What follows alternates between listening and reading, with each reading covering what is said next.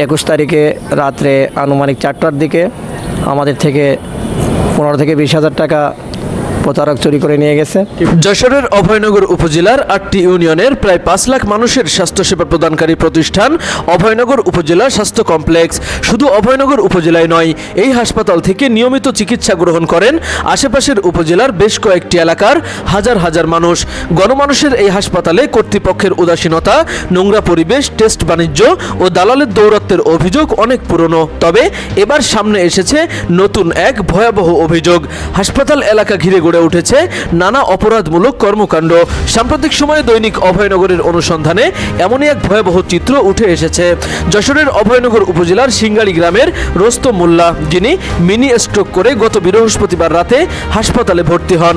তার পাশের ছিটে এসে অজ্ঞাত এক যুবক অবস্থান নেয় এবং সেও চিকিৎসা নিতে এসেছে এমন কথা বলে পার্শ্ববর্তী সিটের লোকদের সাথে সখ্যতা গড়ে তোলে। রাতে সবাই যখন ঘুমে বিভোর, তখন রোগীর সাথে আসা স্বজনদের ব্যাগ হাতিয়ে টাকা পয়সা নেওয়ার চেষ্টা করে ওই যুবক।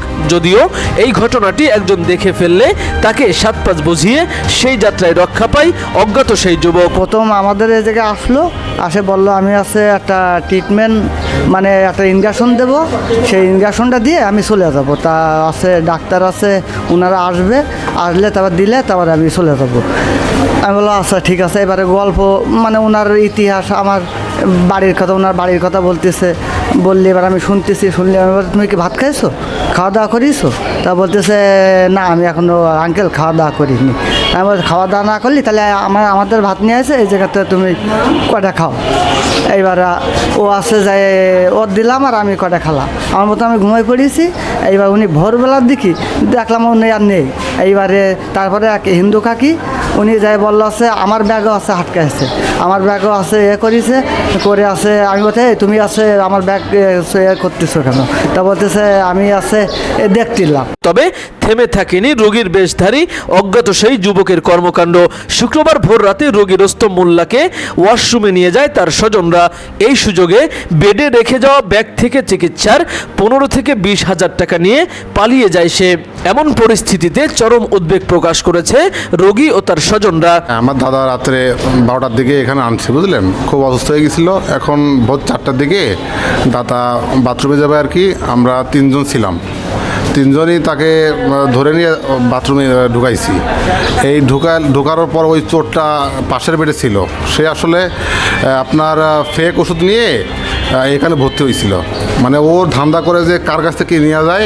কারণ ভোর 4টার সময় আমার ওই দাদির ব্যাগ থেকে আনুমানিক 15,000, সর্বনিম্ন 15,000 ছিল। মানে মহিলা মানুষ তো, মানে যেটা 15,000 ছিল তার বেশিও থাকতে পারে, নিয়ে চলে গেছে। আমাদের হাসপাতালে চিকিৎসার জন্য আসছিলাম আমার বাবাকে নিয়ে।